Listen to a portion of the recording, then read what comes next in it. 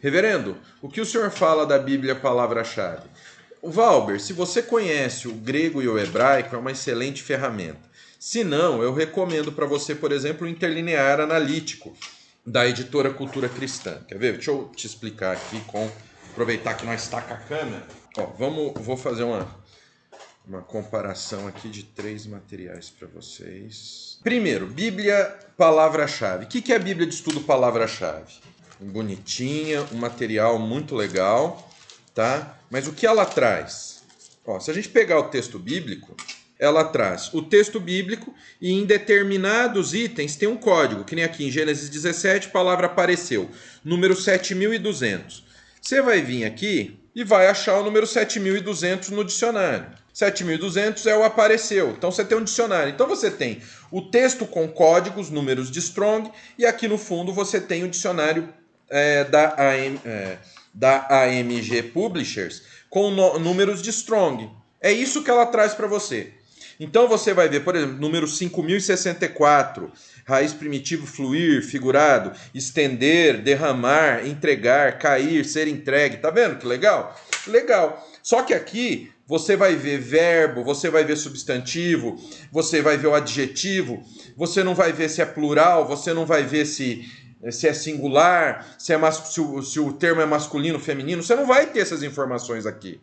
Então, se você não conhece a língua original, isso aqui pode te atrapalhar, porque você vai pegar um termo daqui, vai pegar, por exemplo, um verbo no infinitivo, e você vai querer desenvolver uma teologia em cima disso, e é aí que você soca o pé na jaca. Porque você não vai conseguir entender o uso daquela palavra dentro daquela passagem, porque só te dá a palavra e mais nada. É o mesmo caso desse Novo Testamento Interlinear da SBB. É para quem. Então, aqui você precisa ter um conhecimento do hebraico e do grego. Mesma coisa esse interlinear. Ele traz o texto da Sociedade Bíblica Unida, que na minha opinião é um texto inferior ao do analítico, tá? Porque é texto crítico, basicamente é texto crítico.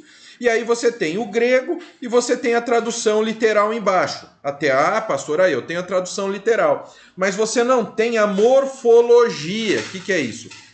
A questão dos tempos, do verbo, se é masculino, feminino, você não tem essa explicação. O máximo que você tem aqui é a NTLH, que é uma tradução contemporânea voltada para novo convertido, e a Almeida Revista Atualizada, que aqui você vai entender o sentido do que eles traduziram. Mas aí, mais uma vez, como a Bíblia é a palavra-chave que traz o texto, se eu não me engano, da Almeida Revista Corrigida, você vai ficar preso à conclusão que eles tiraram aqui, entendeu? Então, esses dois materiais, eu indico apenas para quem conhece as línguas originais. Pastor, eu não conheço as línguas originais. Tá. Então, você não conhece? Então, aí você vai para esse material. Por quê? Esse material, primeiro, ele traz um texto grego excelente, tá? Que é texto majoritário. São os melhores textos gregos que a gente tem para estudar a Bíblia. Mas aí o que rola? Esse material, o que a gente tem? A gente tem o texto grego, a gente tem a tradução literal embaixo, como outro. Só que aí ele traz o texto grego com análise morfológica, com o código morfológico. Com o código morfológico, você vai saber o que é, se é um artigo, se é o particípio, se é singular, se é plural. Isso que é o código morfológico. Aí você pega uma morfologia, como aquela que a gente tem no The Word, que você acha gratuita aí para baixar, você vai saber do que se trata. Bom, então esse termo grego aqui, eu estou em Mateus 16, verso 15, olha que legal. Então eu tenho a primeira palavra aqui, eu tenho um código morfológico, como ela está inserida aqui, por que o verbo está nesse tempo. Você consegue esquadrinhar isso.